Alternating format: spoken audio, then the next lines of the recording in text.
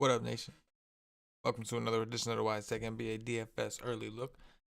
CK013 here. You can find me on Twitter at CK_013, and I, of course, am from the WiseTake Nation, which you can find on all the social media platforms listed below or directly at wisetake.com if you're looking to take your game to the next level. We are a premium DFS content provider as well as a DFS community designed to help make you a better DFS player. Or check us out at wisetake.com. If you're new to the YouTube channel, welcome. Please subscribe and notifications bell. We do all sorts of free DFS content here, so you came to the right place if you're looking to better your game. Hit the like button. When you see a video, hit the like, including this one. Likes help us out, and they allow us to continue to do what we do on YouTube, Twitch, iTunes, Podbean, everything for free. So hit the likes. Travis Duarte in the YouTube chat. It was a rough night. I tell you what, it was a rough day for me in general, DFS aside. Those of you who are subscribed notice I did not attend the NBA Wise stream with Paulie, our pre-lock show yesterday. If you saw my article, I did get my research in, but it was very brief, right? Very brief. And because I was dealing with a little shit of my own, if you will. And I mean that literally. House issue, plumbing issue. Not going to get into it. Some of you are going to be listening to this while you're eating your breakfast. I don't want to fuck it up for you. But let's just say it's been a shitty day. But that's all good because now we map out Pinky and the Brain style. For those of you who remember Pinky and the Brain, how we take down the Wednesday slate. And it's kind of right up our alley. We got, 6 games? I think that's within within the sweet spot, if you will, right? Enough options, but not too many. That's what I'd say. Travis says I'm gonna need some heat to come back. Yeah. Oh, it's all good, Travis. I gotta take care. I had to get the plumber out, do the dirty that way. He did the dirty to me. Dirty was done to me. Had to drop $400 or $500 to get some fixage going on there. But you know what? For a plumber, it's from what I hear, it's not so bad. So try to be optimistic on it.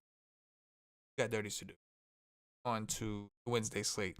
Looking at point guard, we got Luka, who, for lack of a better term, has not been Luka. Right? 49, 44, 48 DraftKings points over his last 3 games. Not what we're used to. However, he is 10-7, which is still within a smash territory for a guy that we know can go over 70. And I think we've kind of really seen not all, but most players and teams kind of start off slow, right? Teams trying to find, without a long training camp, without the preseason thing, pandemic style, not a lot of rest. We're seeing guys come in with rust, and I think at some point we're going to have to continue to stay high on Luka because at some point he's going to be Luka Doncic. Charlotte plays slow, but they're terrible defensively. Damian Lillard at 10K against the Clippers, who are on the back end of a back-to-back. We know Patrick Beverly should be on them. But one thing good defenders can't really do is stop guys that can shoot. And when Dame is on, he's making a ton of threes. 13 3-pointers, 10 3-pointers, he's taking his shots. And with Pat Bev trying to be stingy, I would think not to let him go through the hole. I think we see Dame take a lot of threes. I can get down on that. I could. Trae Young really did not do well. He did not do well against Detroit. And that was a real bummer. Going back to the slate before, that Harden slate, we ended up going underweight on him because he was going to be popular going into Denver, and I was concerned Denver was going to blow him out, which they did. All I really needed at that point was one of these fucking point guards to go out and have a good fucking game. Trae Young didn't do it. John Morant got hurt. I forgot who the third one was. I think there was a third guy. Didn't do well either. Not well enough. I think it was Dame. And then you get a 7% Anthony Davis. 7% Anthony Davis. In a good matchup. And he puts up 8 fantasy points in the first half. Harden does put up 55 and ends up in winning lineups. However, he does not smash, right? At that kind of ownership. Had we been right on Trae Young, Morant, or Kyrie or whoever it was, I forget, Dame or AD, who we were heavy on, would have been just an easy path to the top. And half of it came through. The hard part came through. And that's Harden not going for 60 or whatever it was to hit 6x on his price. Unfortunately, what was supposed to be the easy part, and that's AD going for at least the same at lower ownership or going for 60 or whatever, did not come to fruition. But anyway, moving on. I keep saying that. My bad. We are moving on. Trae Young against Kyrie. Showdown style. Yes. I'll give me some of that in tournaments. Kyrie is fine. I think I would want Kyrie more in a game stack setting in this particular one, because I think that between Kyrie and KD, I think there's a little bit more on Trae Young's shoulders to carry his team. So if Atlanta hangs around, Trae Young's got to have a big game. That's how I look at that. We'll check the status of Jimmy Butler. We know he missed this game. Speaking of which, going back to Dragic maybe. So listen, I didn't do any research as a first look, but I know I played Dragic. I did. And he got like 9 minutes. His team was getting destroyed from the gate, and so they punted the game. I didn't see anything about him being hurt. I think they kind of punted the game. They were resting Iguodala. They were resting some of the veterans anyway. So I wonder how many people even on a smaller slate would go back, especially if Butler ends up playing. So now I know it sucks, and I hate to be that guy to say, oh, maybe we should go back, but maybe we should go back, at least in tournaments, right? At least in tournaments. DeJounte Murray, 6,100. He's playing 30 minutes a game because Derek White is out. Didn't do so well against New Orleans, who've been playing slower with Stan Van Gundy so far. But did well against Memphis, did well against Toronto. Toronto, considered a fairly good defensive team, I'd say, right? Playing the Lakers. Gonna get some Dennis Schroeder defense, maybe?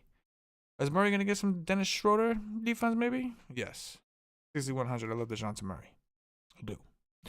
Look at Tyus Jones. Big balls and everything. We know John Morant's out, at least for a few weeks, which is terrible for him. No hard feelings. You get hurt. Shit happens. That really sucks, though, for you. Tyus Jones is 5'2". He did take 12 shots. That was impressive. But he's playing a Boston team a little bit better defensively. Right? Still, the minutes look really good. They didn't really have another option at point guard because John Morant did play some minutes, and Tyus Jones got to 35. So, not necessarily a high usage player. We've heard this song before, right? 5,200, is that too much? We'll see where he projects. Suck it. How about that? I think I'm done talking about point guard. There's guys I'm sure that'll open up, and I'll be like, damn, I should have talked about this guy. And some of these guys we'll talk about as shooting guard. Maybe. Paul George, 8,500. Back-to-back. Maybe Kawhi Leonard's back. Question mark on that. But he could end up pretty popular if Kawhi sits again. Maybe he'll sit. Load up on Sweet Lou. And others. Jaylen Brown, man, he's been awesome. He's been awesome. I mean, he played an Indiana team, slower paced game, went for 31. Okay. Not great. But before that, against Brooklyn and Milwaukee, faster paced teams, 25 shots, 24 shots. I think that's more what we expect to see with Kemba Walker still out. So I do like Jaylen Brown against Memphis, a team that we know struggles defensively and likes to push the pace. We'll see if that slows down with Tyus Jones at the point guard. Probably will, at least a little bit, because John Morant is just a gunner, man. So this guy, we got to talk about this guy, Dillon Brooks. So couple things about this guy we'll talk about. Number one, we know John Morant's out, right?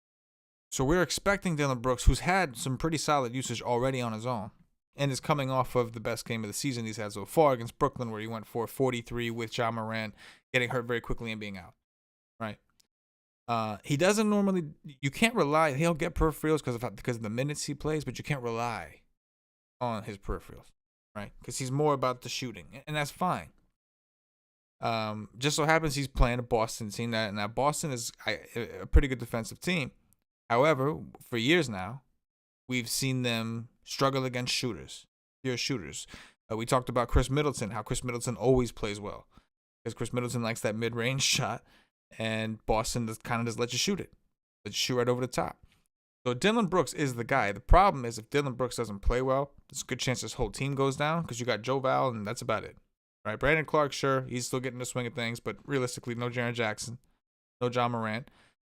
Does Memphis hang around enough to give Dillon Brooks an opportunity to go off? Again, matchup-wise, if they hang around, it's got to be because he had a good game. Right?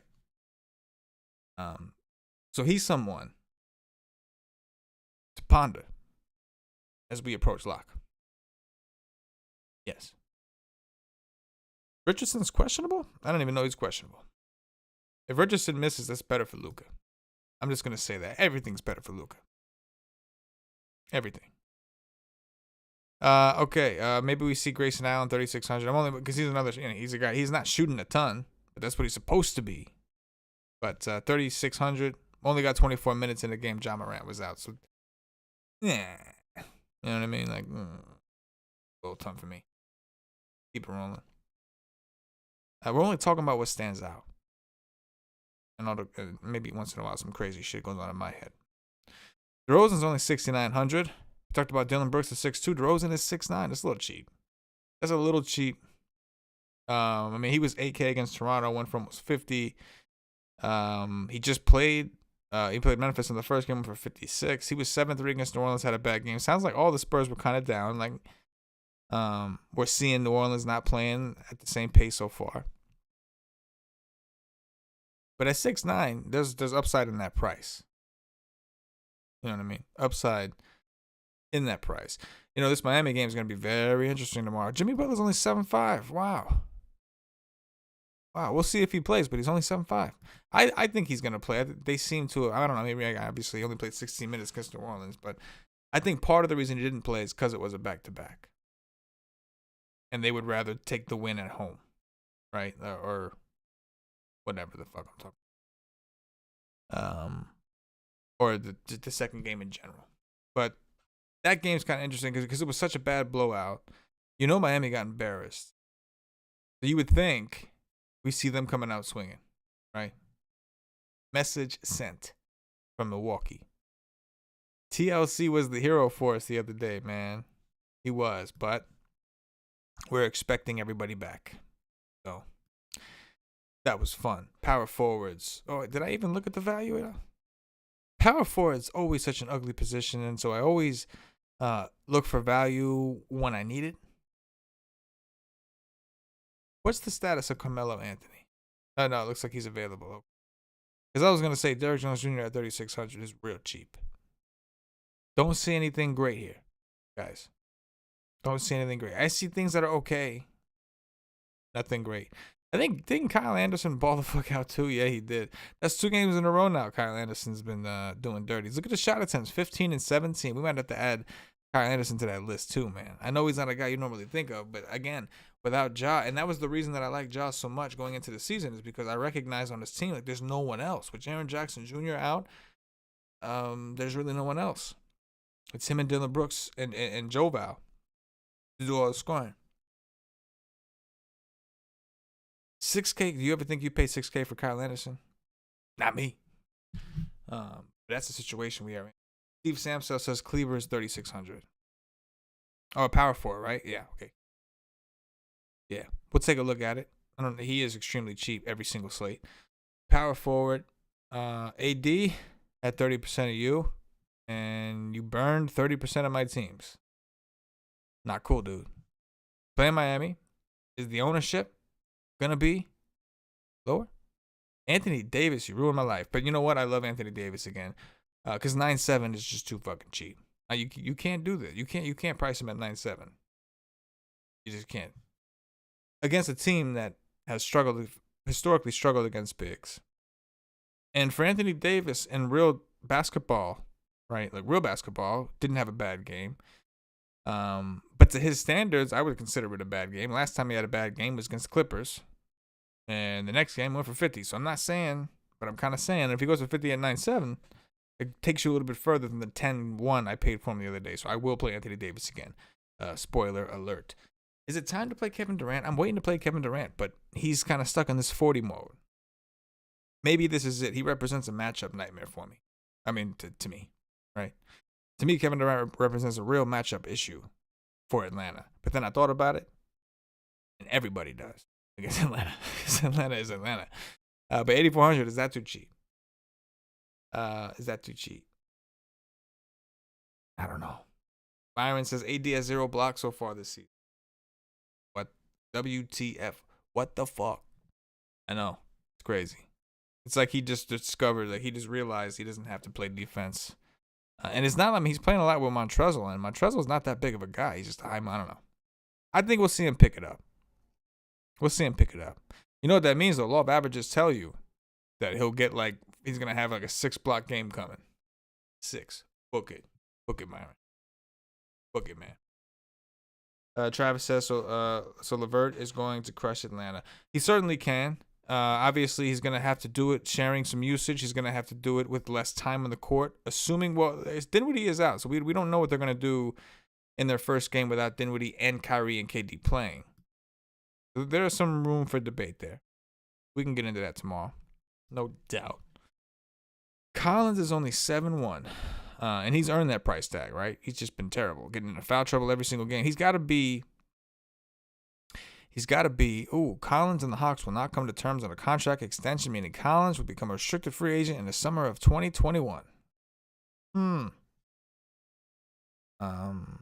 Now, what do you think? Do you think he's playing bad because he doesn't have a contract extension, or do you think he's not getting a contract extension because he's playing bad? Leave that in the comments. I want to hear some feedback on that one. Leave that one in the comments. Tell me which. But 7-1 is a really cheap price. We know, obviously, he's got monstrous upside.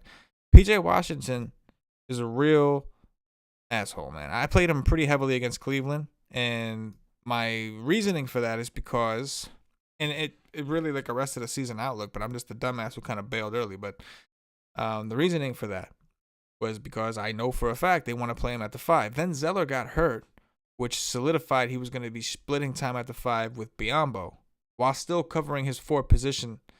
Also led me to believe he would play more down low and be closer to the basket, which we like. More rebounds, more easier shots, all that shit.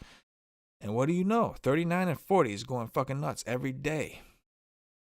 Every day. And he's playing Dallas, a team that has struggled against bigs in general.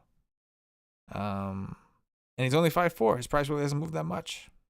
It did from when I played him. I did try to play him real dirt cheap. It just didn't work out. But Covington is 4'7". You know, and I had a real shitty day the other day. But I did have one team on FanDuel that was like, I had like a real low-owned Robert Covington in the fourth quarter. All I needed was 10 fantasy points from him. 9 fantasy points in the fourth quarter, which he played pretty much all of. 9 points. So what? A couple steals, right? A couple steals and a shot, a rebound. I think he got me like 2. He got me 2 rebounds. You believe that shit? That's all I needed. I would have taken first place. It was down to him. Did not leave a good taste in my mouth, but we can't play that way. And the price is 4.7. Although I will admit, he could play all the minutes in the world. It seems like they just don't really, Carmelo Anthony's 4,300. He's expected to play. He's been garbage, but he's 4,300. That's pretty cheap. Here's Maxi Pad, Maxi Kleber. Steve Samsel, you were talking about him earlier. Yeah, it's not pretty, but he is 3,600. Looks like the Mavericks have been involved in a couple blowouts on 3 straight road games. That's tough, man. Start the season. Maybe they play better at home. Maybe. Looking at centers. Already talked about AD. I'm doing it. Joval is going to get some ownership. 7-7. Against Boston. Pretty good spot. We expect higher usage, but you know what? Brooklyn was also a really good spot. And he did well, but not as well as you'd hope. But still, the shot attempts, surprising, didn't go up. That's what I'm surprised didn't go up. But obviously the rebounds were fairly consistent, although he did get a lot of minutes because the game went to overtime. But yeah, I like Joval. 7-7's like GPP price. It's not like, Loggerman Gash. It's just kind of GPP price, even against Boston. Bam Adebayo's had some pretty high usage. Man, everybody who plays New Orleans seems to be where fantasy players go to die, right? Like if you look at it, like it's again, we saw with the Spurs, everybody's numbers were down. Get to Bam. I mean, I'm looking at tiny samples, I know. Gotta get excited about something. I don't mind Montrezl Harrell at 7K, but I really like AD. So I'm going AD. Nurkic, 6-7, cheap price against the Clippers, big game. I can get behind some Nurkic. I really could. Biyombo's 4-8. Nice. Tristan Thompson, let's look at you. 22 minutes. 22 minutes. Oh, okay, so that's right. Boston played today. So they're on the back end of a back-to-back. Wouldn't be surprised to see somebody sit. He played 27 minutes in this game, and he hasn't played more than 22, and now he's going to play at a back-to-back? Doubt it. Yeah, well, he might play, but if he does, doubt he gets significant minutes because they were easing him in anyway. So that's doubtable, debatable. If he gets ruled out or something like that, we may have to consider this guy. Joe Val's going to eat this dude alive. Yeah, Joe Val's looking better and better as we go through this. As we go through this, he's looking better and better. But AD, DeJounte Murray, there's some of the standouts, right? I don't got my fucking thing. DeJounte Murray stands out. AD stands out. Just so happens they're from the same game. And that's a coincidence, too, because I just happen to like Murray at his price against Schroeder defense, and then I liked AD at his price against the Spurs defense against bigs. That's how that worked out. Those are the building blocks. Hit the like button. That's going to do it for today. Go get a day pass, $2.50 all the costs. Check us out at WiseTake.com. Get a little sample. We offer projections, my cheat sheets. Core plays article that I write. Cash game core, GPP core. Paulie D gives his fast break, which is a cool sheet in its own. Definitely if you're in a pinch for time or if you just want to get right to the point. He has a little player pool ranking system up top. Got a cash game core, tournament core, quick one-liner reasons as to why. The alpha play of the day, bust of the day, all that good shit. Make sure you go check us out. $2.50. And, of course, our flagship show, which is our pre-lock show, which I missed. I know I missed, but I'll be back. Me and Paulie doing dirties. Pre-lock. We start about 45 minutes prior to lock, and we take you up until that time. Hopefully I see you guys there. Hit the like button. Subscribe to the channel. Leave me some comments. All that good shit. For myself, the entire WiseTake Nation. As always, good luck. Yes.